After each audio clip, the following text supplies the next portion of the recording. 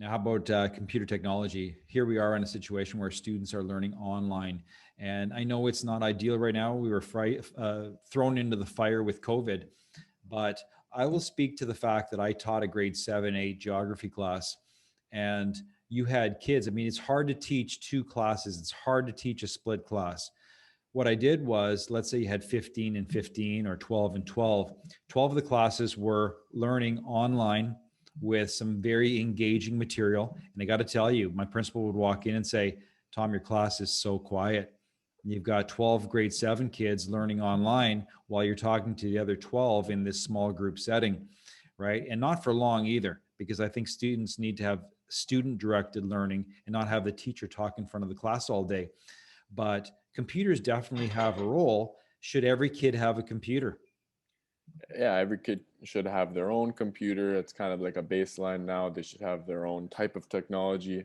I think the biggest thing was having your own phone. I've asked so many students, I'm sorry, teachers to use my phone during class because I forgot my Oh computer. my Or at one point, I didn't have my computer, and they said, "No, no, You're not no, you're allowed to gonna." use your phone. There's a rule. You're not allowed to use your phone. You're not It's a allowed to use a computer. smartphone, which is a It's a computer. computer. You're Exactly. taking that away. So now kids have to work two students to one computer or three students to one computer when you actually have one in your pocket that you can use. It's that Exactly. control issue.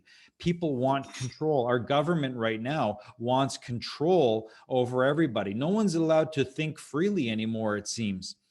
Yeah, that's very true. And I think it's a huge issue that nobody's taking into consideration. Right. So what's the solution? Right. What's the solution? I say this: don't rely on the system. If you have kids, don't rely on the system. You are the system. You create the curriculum that you want to see in your kid. Or you accept the default, and the default's not going to get your kid anywhere. Exactly. If you're not pushing anything as a parent, like you said, you're not going to go anywhere. It's going to be living a life by default. So send your kid to school for the right reasons. Don't send them to be masked into the system. You want to send them for social reasons, let them experience life and what it is, but also teach them their core values at home and let them explore, let them do what they have to do, whether it's business wise, sports wise, set up a scenario for them where they can actually learn instead of going to school and fake learn.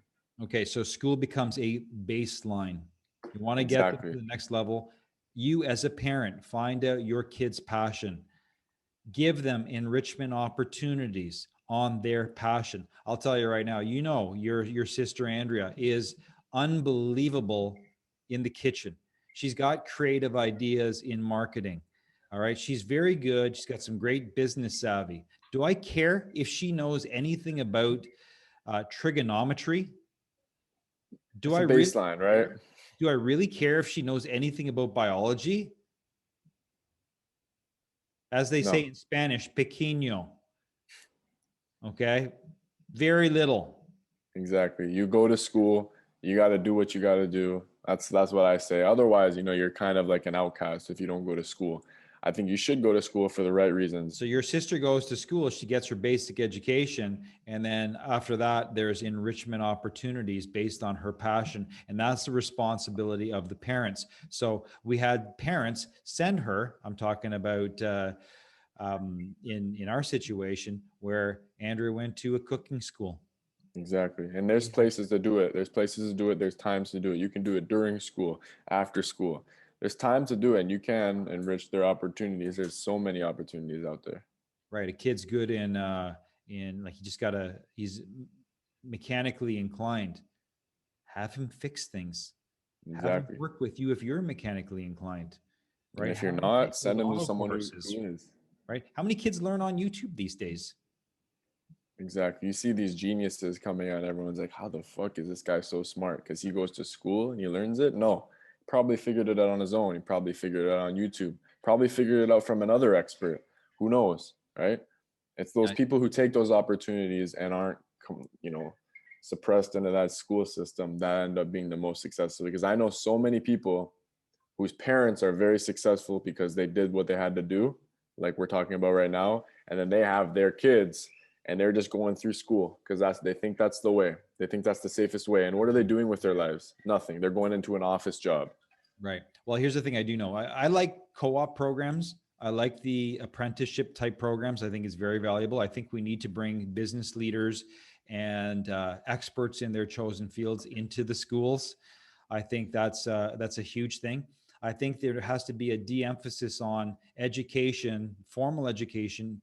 Going to university or college as the be all end all. That might have Yeah, been the case 35 years ago. It might have been the case 30 years ago. I know when I exactly. graduated, um, I had a buddy who graduated and had a very successful business. He said the discipline was good, but it was a bit of a waste of money. Nowadays, going into debt, $100,000 worth of debt for school, and then having to pay off those debts for the rest of your life, that's It's not complete the way. bullshit. And what did you learn? What did you get from it? You got a piece of paper? You don't need that paper anymore. You really don't. Exactly. Bottom line.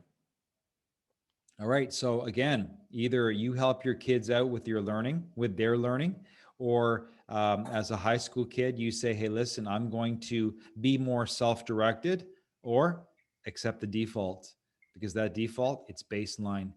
And that baseline is not enough in today's age.